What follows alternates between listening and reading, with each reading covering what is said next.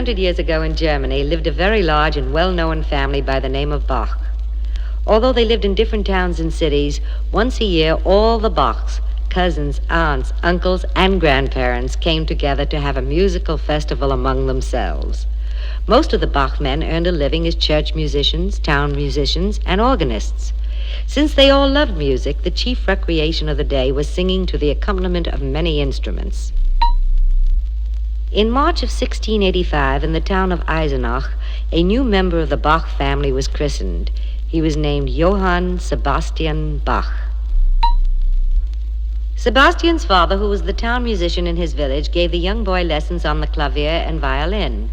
A clavier was a keyboard instrument common in those times. Sebastian was quick to learn, and soon he had learned almost all that his father was able to teach him. When Sebastian was 9, he went to live at the home of his older brother, Christoph, who was organist in a large church in the city of Ohrdruf. Since both father and mother Bach had died, Christoph and his wife agreed to give Sebastian a home, education, and music lessons. Sebastian learned his music so quickly that his brother was amazed. Before long, Sebastian had mastered all the pieces his brother had given him to play, and he wanted to learn something more difficult. Sebastian knew that there was a book of clavier pieces locked in the bookcase. However, his brother did not want Sebastian to have the book. For what reason, no one knows. While everyone was sleeping, Sebastian would squeeze a small hand between the lattice-work doors of the bookcase and take the wonderful book. Then, by the light of the moon, he would copy it. Sebastian learned a great deal about music because he would study it as he wrote it down. Then, after hours of copying, he would put the book away. Later, while Sebastian was learning to play the pieces he had copied, his brother learned what the boy had done. He was so angry that he took all the pages away from Sebastian and refused to let him have the precious music he had spent 6 months copying. Sebastian attended school where he studied music, Latin, Greek, religion, and arithmetic. He excelled in all his subjects, but especially in music. The school had a very fine choir, and Sebastian was a member. In addition to singing for church services, the choir also performed at festivals, weddings, and funerals. For these extra performances, the choir received money that was used to support the school and to pay the choir boys a small salary. When Sebastian was 15, he and a friend set off to walk to the town of Lüneburg, which was 200 miles away. He had learned that the church of St. Michael's in Lüneburg needed choir boys, and his brother's house had become so crowded with his own growing family that Sebastian decided it was time for him to leave and earn his own living. Both Sebastian and his friend were immediately accepted by the choir school, and since they were both fine musicians, they were put into a select group called the Maiden Scholars. There were only about 15 boys in this group, and it is said they were the finest choir in Germany.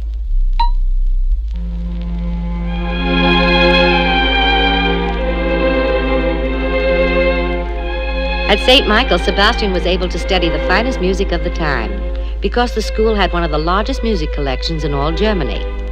He seldom needed teachers to show him how to compose or play. He would study the compositions closely and then compose in the same manner, perhaps even better. By now, in addition to playing the clavier, organ, and violin, he had learned to play several other stringed instruments. Also, he composed his first chorales or hymns. This is one.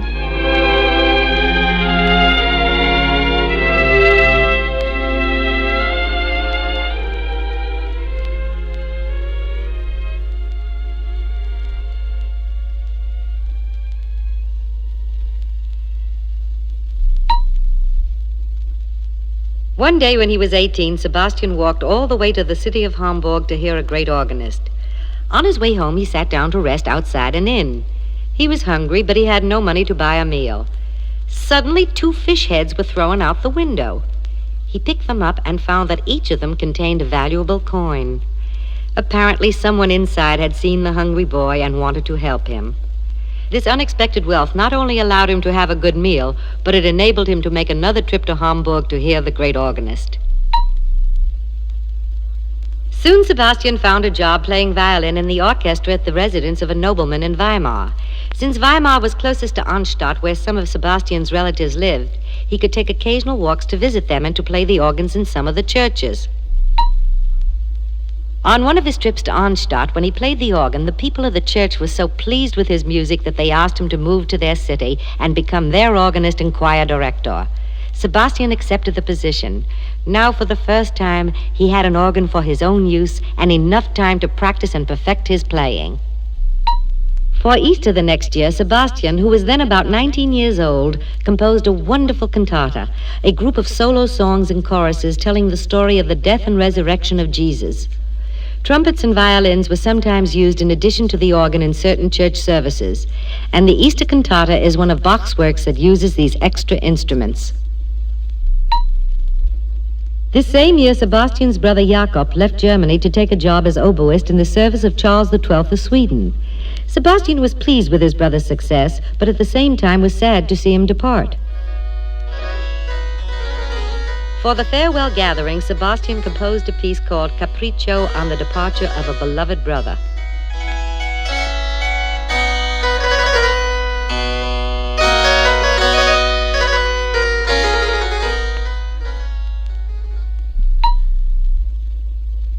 The next year in the fall, Sebastian walked a distance of 50 miles from Arnstadt to Lübeck to hear the great organist and composer Buxtehude, who was playing at a church there. It was a wonderful experience for Sebastian to hear the great Buxtehude playing the magnificent organ. The 20-year-old Sebastian learned a great deal from the famous old musician. Time passed more rapidly than Sebastian thought possible, and before long the 4 weeks of his leave had expired. But he stayed on until he had been there 16 weeks. Finally, Sebastian returned to Arnstadt. The leaders of his church were enraged at his having stayed away so long, so it was necessary for Bach to look for another position. He soon moved to the town of Mulhausen, where he became organist in one of the churches. In addition to his salary, he also received 3 measures of corn, 2 cords of wood, and 6 bushels of brushwood annually. While this was not an extremely large salary, it was enough for him and his wife, whom he had married shortly before. Every year in Mulhausen there was a great festival to celebrate the installation of the new town council. Sometimes Bach wrote special music for these occasions. When Bach was 23, he and his wife moved to Weimar so he could take a job at the palace of the Duke. He was to be the chief organist, and his most important duty was to compose religious music to be played and sung in the court chapel. Once, while visiting Dresden, a city some distance away, Bach was asked to play the harpsichord for some noblemen. They were so impressed with his skill in playing and with his compositions that they arranged a contest between Bach and a famous French musician who was also visiting the city. But the French musician suddenly left town and never appeared for the contest. It was agreed that Bach was the greatest musician of his time. It is said that once Bach played the organ for Prince Frederick of Cassel, who later became King of Sweden. The prince was so amazed at the brilliance and beauty of Bach's music that he took a ring of precious stones from his finger and gave it to Bach.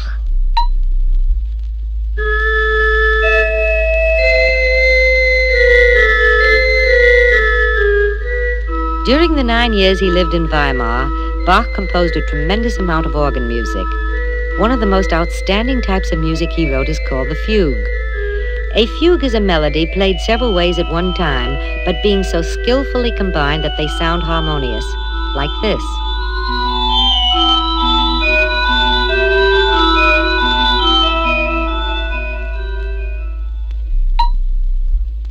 Then Bach accepted a position conducting the orchestra at the palace of Prince Leopold in the city of Gothen. While working there, a visiting nobleman from the city of Brandenburg asked Bach to compose some music for him. These pieces are now known as the Brandenburg Concertos.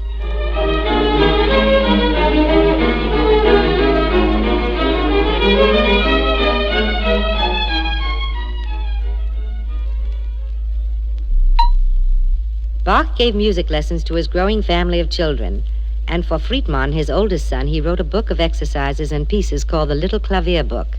These pieces are still used today when people take piano lessons. Perhaps you have played some of them.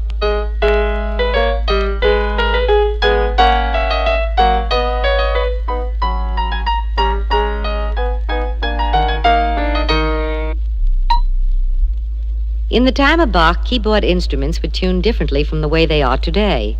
You could play in only one key, and if you played in another key, the instrument sounded out of tune. Bach discovered that by making small adjustments in the way strings of the instruments were tuned, he could play in any key and the music sounded good. So to demonstrate his new discovery, he wrote a collection of pieces called The Well-Tempered Clavier.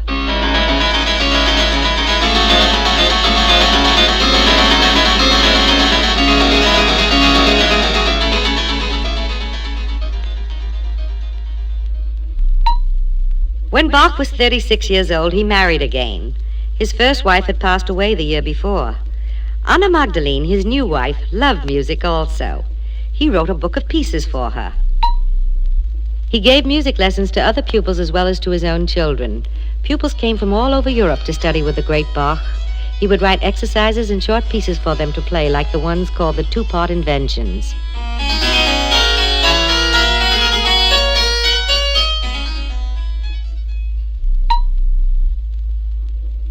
Soon Bach moved his family to Leipzig so he could become cantor in the St. Thomas School. As cantor, he was in charge of the music, and in addition, he taught Latin, grammar, and religion.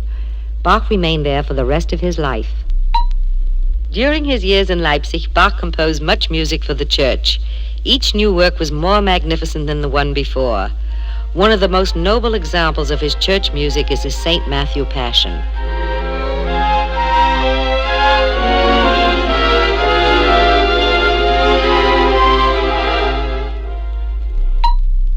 The last years of Bach's life were spent in Leipzig. People came from all parts of Europe to visit the great master. He continued to compose many great works. He also traveled to many cities in Germany, giving organ concerts. Johann Sebastian Bach was one of the greatest organists and composers who ever lived.